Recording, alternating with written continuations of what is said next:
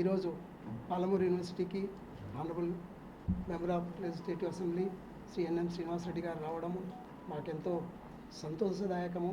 అదేవిధంగా ఈరోజు ఈ సమావేశాన్ని ఏర్పాటు చేసింది ఎందుకనంటే central government PM USHA scheme కింద first time in the history of the Telangana and Andhra Pradesh 100 crores Palamuru యూనివర్సిటీకి కేటాయించడం చాలా శుభ పరిణామం. On behalf of Palamuru university and my own behalf I'm very much thankful to honourable prime minister Shri Narendra Modi garu and human resource development minister Shri Dharmendra Pradhan garu, అదేవిధంగా ఈ రాష్ట్ర మంత్రివర్యులు శ్రీ కిషన్ రెడ్డి గారు, అదేవిధంగా ముఖ్యమంత్రి వర్యులు శ్రీ రేవంత్ రెడ్డి గారు మరియు మా శాసనసభ్యులు ఎన్ఎం శ్రీనివాసరెడ్డి గారు, వారు యొక్క కృషితో ఈరోజు అంటే వారు ఎమ్మెల్యేగా ఎలక్ట్ అయినప్పటి నుంచి కూడా ఈ యూనివర్సిటీకి వీసీ గారు మీకు ఏం కావాలా, ఏమున్నాయి, ఎంత ల్యాండ్ ఉంది, ఇంకా ఏం కావాలని వాళ్ళు ఫ్రమ్ ఎలక్ట్ అయినప్పటి నుంచి వాళ్ళు రిక్వెస్ట్ చేయడం జరిగింది. నేను ప్రతిదీ వారికి వినవిస్తూ వచ్చాను. దీంట్లో భాగంగా ఈ రూసా ఫండ్స్ కూడా వారికి చెప్పడం జరిగింది. వాళ్ళు కూడా ఈ రూసా ఫండ్స్కు ఆయన గుడ్ విషెస్ తోటి అక్కడ వెళ్ళి ధర్మేంద్ర ప్రధాన్ గారిని కలవడము, అదేవిధంగా అక్కడి నుంచి కూడా మనకు పాజిటివ్ రిపోర్ట్ రావడము నిజంగా I'm very much thankful to you sir. అదేవిధంగా ఇక్కడ మా యూనివర్సిటీ అధ్యాపకులందరూ కూడా లాస్ట్ 6 months నుంచి దీని వెంబడి ఉండి అప్లోడ్ చేయడం జరిగింది. దీంట్లో భాగంగానే మాకు ఈరోజు 100 కోట్ల ప్రాజెక్ట్ శాంక్షన్ కావడం జరిగింది. దీనికి మాకు మెయిన్ కాంపోనెంట్ ఏంటంటే అరౌండ్ 80 crores ఇన్ఫ్రాస్ట్రక్చర్ డెవలప్మెంట్. అదేవిధంగా వివిధ వేరే డిసిప్లిన్స్ ఉన్నాయి. దాని కింద రీసెర్చ్ కోసము 14 కోట్లు, అదేవిధంగా సాఫ్ట్ కాంపోనెంట్ అంటే కంప్యూటరైజ్డ్ దీనికోసం 3 crores. ఈ విధంగా 102 కోట్ల ప్రతిపాదనలు పంపిస్తే మనకు 100 కోట్లు ఇవ్వడం జరిగింది. ఇవి మాకు ఏ విధంగా అయితే శాంక్షన్ అవుతుందో అదేవిధంగా మనం దాన్ని ఖర్చు చేసుకొని వాళ్లకు యూటిలైజేషన్ సర్టిఫికేట్ ఇస్తే ఆ విధంగా మనకు ఈ డబ్బులు ఇమ్మీడియట్ వస్తాయి. దానికి ముఖ్యంగా ఈ జిల్లా పుర ప్రముఖులందరూ కూడా దీంట్లో తమ భాగస్వామ్యం అయ్యారు. దీనికి శాంక్షన్ కావడానికి వారందరికీ కూడా మేము ధన్యవాదాలు తెలుపుకుంటున్నాము. ముఖ్యంగా డికే అరుణ గారు కూడా దీంట్లో పాల్పంచుకున్న నేను వైస్ ఛాన్సలర్గా వారికి చాలాసార్లు రిక్వెస్ట్ చేయడం జరిగింది. చేసినప్పుడు వారు కూడా అక్కడ కన్సర్న్ మినిస్టర్ తోటి ఇక్కడ నుంచి మాట్లాడడం జరిగింది. అదేవిధంగా మా ఎమ్మెల్యే గారు కూడా వచ్చిన రోజు నుంచి వారు ఈ ప్రాజెక్ట్ పైన చాలా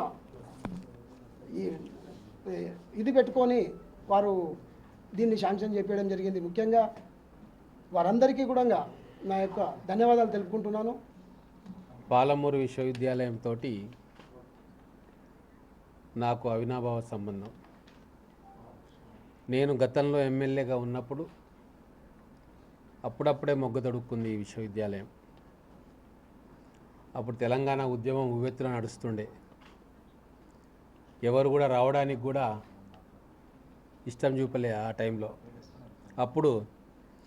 అప్పుడున్న ముఖ్యమంత్రి కిరణ్ కుమార్ రెడ్డి గారిని ఒప్పించి, అప్పుడున్న మంత్రి గారు డికే అరుణ గారిని ఒప్పించి ఈ యూనివర్సిటీ క్యాంపస్లోనే ముఖ్యమంత్రి గారిని ఆహ్వానించి మీటింగ్ పెట్టియడము, అక్కడ ముఖ్యమంత్రి గారితో నిధులు మంజూరు చేయించడము. ఆ రోజు ఆ మంజూరు చేయించిన నిధులతోటి మొదటి మెట్టు ఈ పాలమూరు విశ్వవిద్యాలయం ఎక్కింది. నాకు గుర్తుంది, అడ్మినిస్ట్రేటివ్ బిల్డింగ్స్ కోసం, హాస్టల్ బిల్డింగ్ కోసం, కొన్ని మినిమం బేసిక్ ఫెసిలిటీస్ కోసం ఆ రోజు 18.7 crores ఆ రోజు ముఖ్యమంత్రి గారిని తీసుకొచ్చి రిలీజ్ చేసుకున్నాం. అంటే ఒక టీం వర్క్గా. ఆ రోజు అప్పుడు కాంగ్రెస్ ప్రభుత్వం ఉండింది, నేను బీజేపీ ఎమ్మెల్యేగా ఉన్నా. ఇక్కడ మంత్రి గారు కాంగ్రెస్, ముఖ్యమంత్రి గారు కాంగ్రెస్ పార్టీ. సో విశ్వవిద్యాలయాల్లో నిధులు తేవడానికి, పిల్లల భవిష్యత్తు కోసము పార్టీలు మాకు అడ్డంకి కాదు అని చెప్పి ఒక టీం వర్క్గా ఆ రోజు మేమందరము మన పాలమూరు యూనివర్సిటీని డెవలప్ చేసుకోవాలనే ఆలోచనతోటి ఆ 2012-13 ప్రాంతంలో మేము చేయడం జరిగింది. రూసా నిధుల కోసం వాళ్ళు మొత్తం ఇన్ఫ్రాస్ట్రక్చరు, మ్యాండేటరీ పేపర్స్ అన్నీ కూడా సబ్మిట్ చేయడం. నేను ఎమ్మెల్యే అయిన తర్వాత మాకు వారు ఆ విషయం చెప్పడం జరిగింది. ఇమ్మీడియట్గా మా గౌరవ ముఖ్యమంత్రి గారి దృష్టికి, education principal secretary Burra Venkatesham గారి దృష్టికి కూడా తీసుకొచ్చి దీన్ని త్వరితగతిన ఢిల్లీకి పంపి ప్రాసెస్ చేయించాలి అని చెప్పి కోరుకొని ఇక్కడ వైస్ ఛాన్సలర్ గారి సహకారంతో యూజీసీ ప్రతినిధులను కలవడము, అలాగే భారతీయ జనతా పార్టీ కేంద్రంలో ఉన్న ముఖ్య నాయకులను ఢిల్లీకి వెళ్ళి కలిసి ధర్మేంద్ర ప్రధాన్ గారికి వారికి కూడా ఇంటిమేషన్ ఇవ్వడం, తర్వాత తెలంగాణకు సంబంధించిన విద్యావేత్తలు, కేంద్ర ప్రభుత్వంలో ఉన్న విద్యావేత్తలను కూడా కలిసి పాలమూరుకు అత్యంత అవసరం, ఇది వెనుకబడిన జిల్లా, రూసా నిధుల్లో మాది మొదటి స్థానంలో పెట్టండి అని చెప్పి రిక్వెస్ట్ చేయడం జరిగింది. ఇప్పుడు కేంద్ర ప్రభుత్వంలో ఉన్న కేంద్ర మంత్రి గారు కూడా దీని మీద కృషి చేసిండ్రు.